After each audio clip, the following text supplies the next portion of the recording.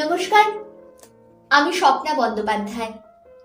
আজ শোনাবো কবি অমিতাভ দাশগুপ্তের লেখা এসো স্পর্শ করো।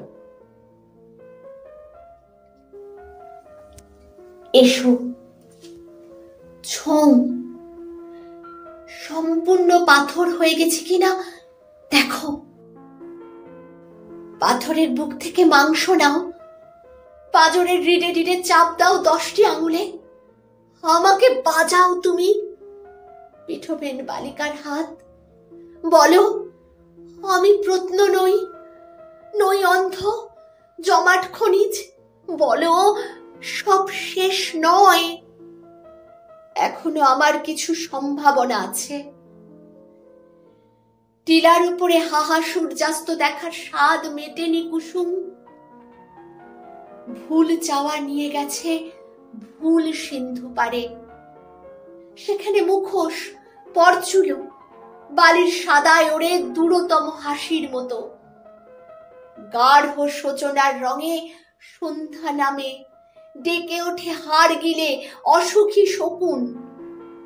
টিলার উপরে হাহা সূর্যাস্ত দেখার স্বাদ মেটেনি কুসুম। দেখো কতখানি দিন হয়ে গেছে আশায় আশায়, কত বেশি পেতেছে নিজেকে ভেঙেছি অন্ধ। ভ্রুক্ষেপ বিহীন ছেঁড়া শিমুলের আশে উড়িয়েছি সর্বস্ব আমার। দাও দাও হাহাকারে কখন উঠেছে জেগে বৈজুনাথ প্রধান চণ্ডাল। শুনিলে পাতালে এখন যে দিকে চাও, ব্যথিত প্রশ্নের হার, করটি কঙ্কাল, মকর বাহিনী জলে পোশাক ভাসিয়ে আজ এসে দাঁড়িয়েছি।